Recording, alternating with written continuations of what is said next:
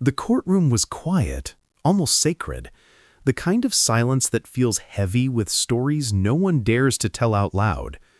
Judge Frank Caprio leaned forward, glasses perched low on his nose, eyes kind but focused. Before him stood a woman who looked like life had taken too many turns without warning her first. Her name was Maria Alvarez. She clutched her purse like it was the only thing keeping her standing. "Good morning, ma'am," Caprio said softly. "You seem nervous. Don't worry, we're just talking." Maria nodded, forcing a small smile. "Yes, Your Honor, I'm sorry. I didn't mean to miss the payments. It's just been—" He raised a hand gently.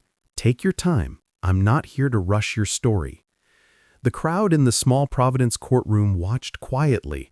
Some were strangers waiting for their turn. Others were regulars who knew Judge Caprio's compassion was legendary.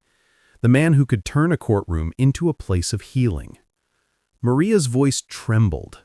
"I've been working double shifts at the hospital. My mother's sick, and my son, he's all I have left." Caprio nodded slowly. "How old is he?" 17. The judge smiled faintly. "Ah, the difficult age. I remember it well. So, these tickets, they piled up while you were trying to keep up with life?"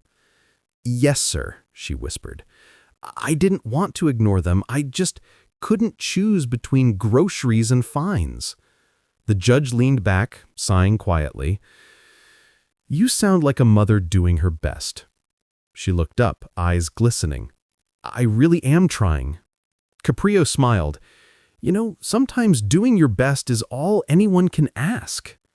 He reached for his pen, ready to dismiss most of the fines. "Let's see what we can do to make this right." And then the door creaked open. Every head turned. A young man in a gray hoodie slipped in, earbuds dangling, hands buried in his pockets.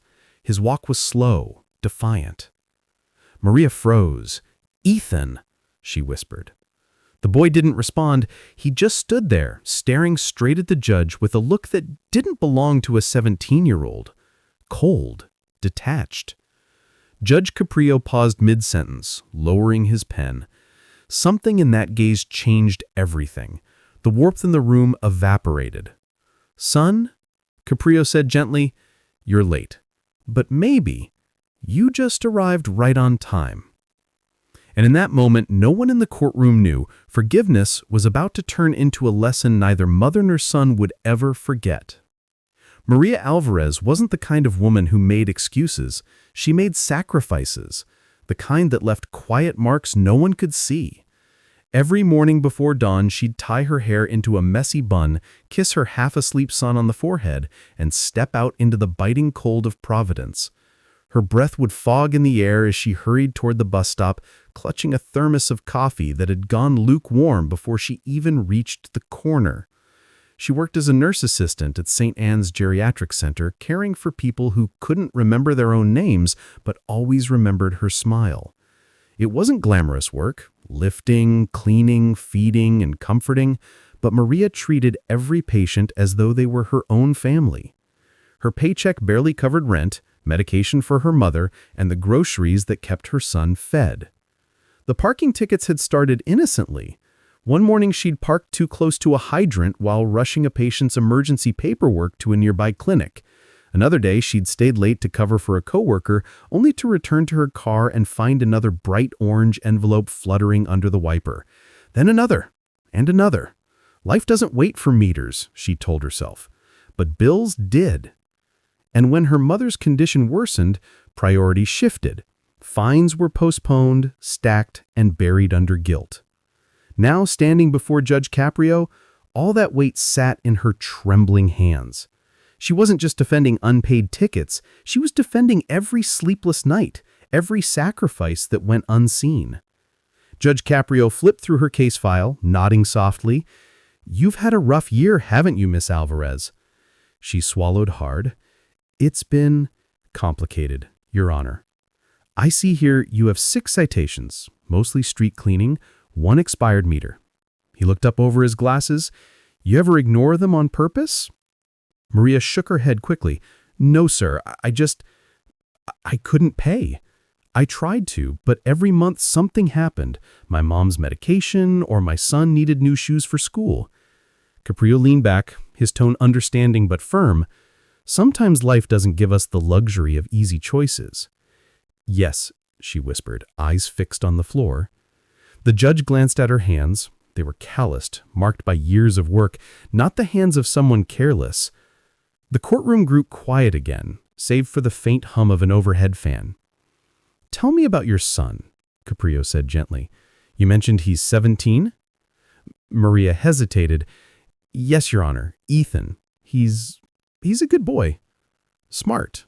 But lately," she stopped herself, forcing a smile. "He's been trying to find his way. It's not easy for him without a father." Caprio nodded slowly. "You're doing this alone?" "Yes, since he was 3. The judge sighed, removing his glasses for a moment. "You know, my mother raised us almost the same way. She worked herself to the bone, too. Sometimes when I look at mothers like you, I think about what she went through. She always said, compassion doesn't mean letting someone off the hook. It means understanding how they got there." A faint laugh escaped Maria's lips. "She sounds wise." "She was," Caprio smiled. "And if she were here, she'd probably tell me to forgive every fine in this room." The audience chuckled softly.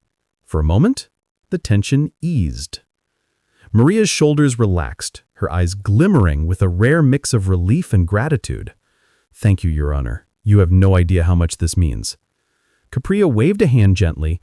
"Don't thank me yet. Let's see what's fair first." He picked up his pen again, ready to sign off on a reduced payment. But as he did, something about the name Ethan Alvarez in the case notes caught his attention. It appeared twice, once under Maria's record and again in a minor's citation list. He frowned, but said nothing, not yet. Instead, he looked back at her. "If your son were here right now, what would you tell him about responsibility?" Maria thought for a long moment. "I'd tell him that even when life's unfair, we still have to do what's right." Caprio nodded, smiling faintly. "That's a lesson many adults still need to learn." He was about to close the file when the courtroom door creaked again, the same sound that had shattered the calm moments earlier. Ethan stood in the doorway, hoodie up, earbuds still dangling, unaware that every eye in the room was about to see the truth behind his mother's story. And Judge Caprio, with one glance, knew this case wasn't about parking tickets anymore. The moment Ethan stepped into the courtroom, something shifted, like a sudden gust of cold air through an open door. The gentle warmth Judge Caprio had brought into the room moments earlier evaporated. The young man's shoulders slumped under the weight of defiance, not exhaustion. His hood hung low over his eyes, his jaw set in stone. Maria turned instantly. "Ethan, sit down," she whispered harshly. "You're late." But he shrugged, ignoring her, eyes scanning the room as if he'd stumbled into a place that didn't deserve his time. "Didn't know this was such a big deal," he muttered. A soft ripple of discomfort ran through the courtroom. Caprio adjusted his glasses, but didn't lose his calm. "Good morning, young man. You must be Ethan. Your mom was just telling me about you." Ethan didn't answer right away. His eyes flicked towards the judge, assessing, cold. Then he let out a dry laugh. "Yeah, I bet she was." A soft ripple of discomfort ran through the courtroom. Caprio adjusted his glasses, but didn't lose his calm. "Your mother seems to care deeply about you, young man. You're lucky to have someone standing up for you today." Ethan tilted his head. "Standing up? She's the reason I'm even here." "Ethan, please," Maria whispered, voice cracking, but he wasn't finished. "No, Mom. You said this was just about parking tickets, right? That's what you told me. But you didn't tell him everything, did you?" Judge Caprio leaned forward, tone patient. "Why don't you tell me what you think I should know, son?" Maria's face went pale. "Ethan, stop." The boy looked her in the eye, angry, hurt, and somehow proud all at once. "She didn't tell you she got arrested last year, did she? For writing a bad check? Or that she never paid the restitution?" A collective gasp spread across the benches. Even the court clerk froze mid-note. Maria's lips trembled. "Ethan, I told you that was a mistake. I paid most of it." "Most," he interrupted sharply, "but not all. And now you're here crying over a few parking tickets like you're the victim." Judge Caprio took a slow breath. "Son, that's enough." Ethan met his gaze unflinching. "You gonna fine me too, Judge? Maybe you should. I'm sure the system loves that." Caprio's expression didn't change, but the weight in his eyes did. "This isn't about punishment, young man. It's about understanding why people make choices. Your tone tells me you've already made your own." Ethan smirked. "Guess that makes two of us." Maria covered her face with her hands. Tears escaped between her fingers. "He doesn't mean it. He's just angry." Caprio's voice softened again. "Anger is a fire, Mrs. Alvarez, but when it burns—" "Protect me?" he shot back. "By lying to me?" She looked at him, trembling. "By keeping what's left of your faith in me alive." The judge interjected softly. "Maybe she wasn't hiding her failure, Ethan. Maybe she was hiding her shame." For the first time, Ethan hesitated. His posture loosened, if only slightly. Caprio continued, voice calm but cutting through the silence.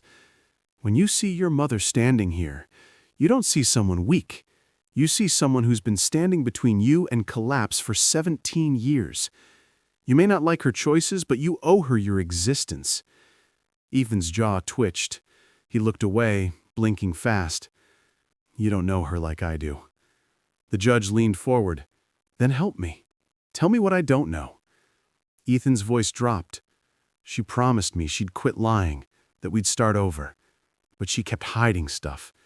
She said everything was fine, but I found the letters from the court, the ones she hid in her drawer." Maria's sobs broke the air. "I was going to fix it. I just needed more time." The judge sat back, expression grave. "Time's a strange thing, Mrs. Alvarez. It heals wounds, but it also exposes them." Ethan's face hardened again. "Yeah, well, some wounds never heal." For the first time since he entered, the judge looked truly unsettled. Behind his calm eyes, a storm gathered, not of anger, but of disappointment. He closed Maria's file slowly, then looked between mother and son. "This hearing was supposed to be about parking tickets, but it looks like it's about something far more expensive, the cost of losing trust." Maria wiped her tears. "Your Honor, please, don't take it out on him. He's just—" Caprio raised a hand gently. "I'm not taking anything out on anyone. I just need a moment to decide what lesson this room is meant to witness today."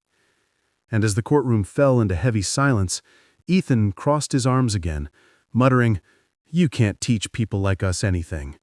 But Judge Caprio's eyes said otherwise. The lesson had already begun. The silence stretched until it felt like the walls themselves were holding their breath. The bailiff, standing near the door, shifted uneasily, ready to intervene if the boy's temper flared again, but Judge Caprio lifted a hand, calm and unhurried. "It's all right. No one's in trouble.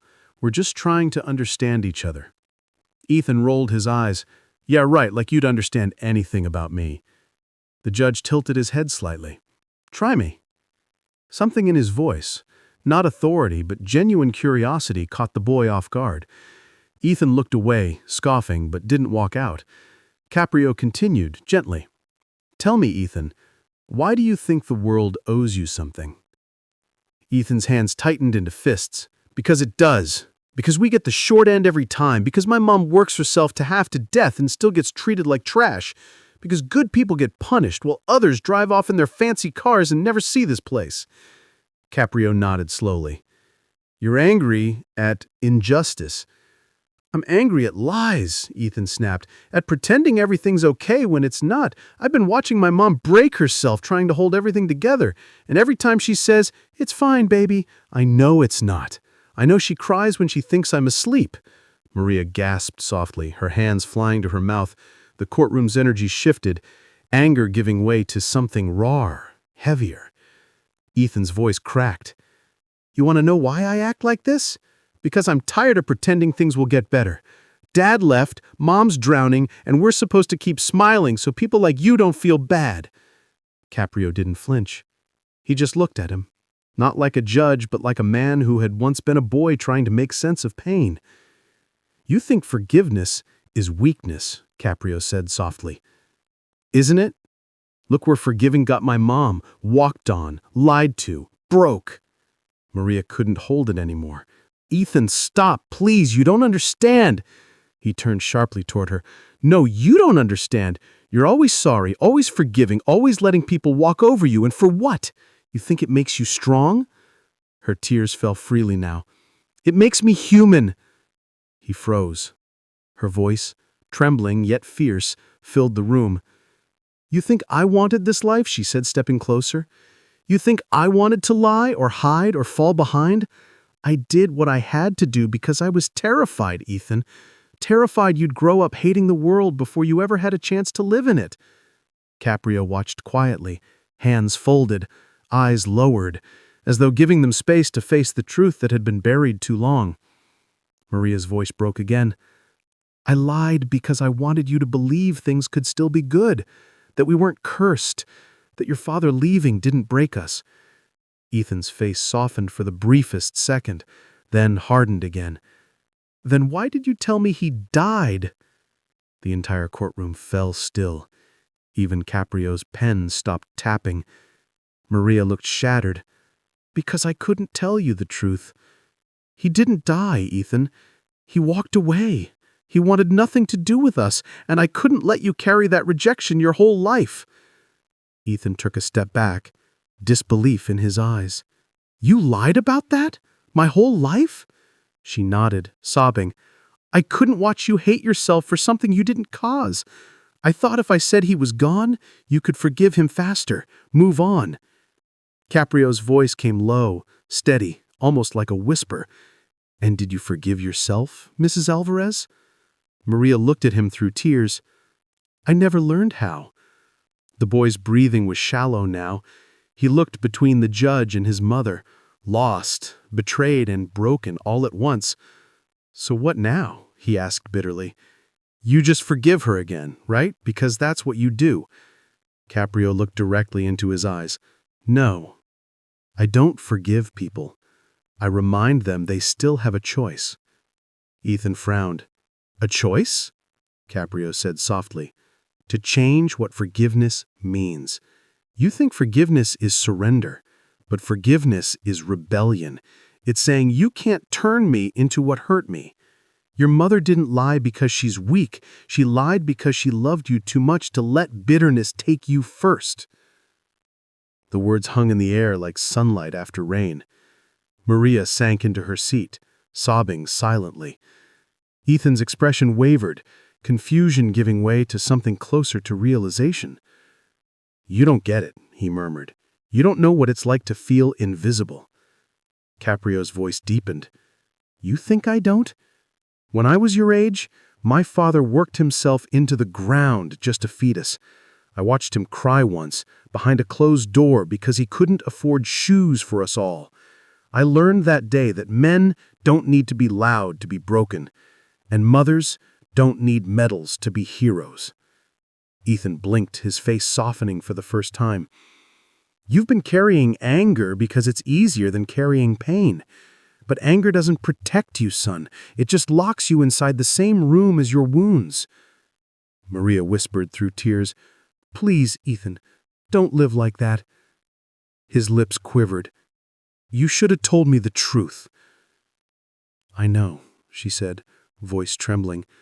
"I was ashamed." He swallowed hard. "Of what?" "Of failing you," she whispered. "Of being the kind of mother who couldn't give her son the life she promised." Caprio leaned forward. "Then stop calling it failure, Mrs. Alvarez. What you did was endure." The boy's gaze lowered. "So what, you think saying sorry fixes everything?" Caprio shook his head. "No, but it's where fixing begins." For the first time, Ethan looked directly at his mother, not with anger, but with something softer. "I don't know if I can forgive you." Maria nodded slowly. "Then start by not hating me." He exhaled shakily, the weight of years pressing out through his breath. Caprio let the silence linger, letting emotion fill the space between them like air after a storm. Then he spoke quietly. Maybe the lesson today isn't about tickets or lies. Maybe it's about the price of silence and the miracle that happens when we finally stop paying it. Ethan's eyes glistened. You think it's that easy? She walked over and hugged him tightly, the kind of embrace that doesn't ask for forgiveness, but gives it anyway. And for the first time in years, their home felt like one. Back at his own house, Judge Caprio sat quietly as the clock ticked past midnight. He reached into his drawer and pulled out Ethan's first letter again, the one that had found its way to his desk. He read the last line. If you ever see my name again in this courtroom, I hope it's because I came to say thank you in person. He smiled, folded it gently, and slipped it into the back of his journal. Then, setting the journal aside, he whispered, I'll be waiting, son. The final shot faded to the courthouse steps, bathed in the golden glow of sunrise, the city waking again. The same door Ethan once walked through in anger now stood open to the light. And over the scene, Judge Caprio's voice returned one last time. Forgiveness doesn't erase the past, it redeems it. Every mistake, every wound, every second chance, it all matters, because somewhere, someone is waiting for you to walk through that door and tell the truth that sets you both free. The music swelled, tender and full of hope, as the screen faded to white. The end. If this story touched your heart, don't forget to like, share, and subscribe for more true stories of hope and redemption.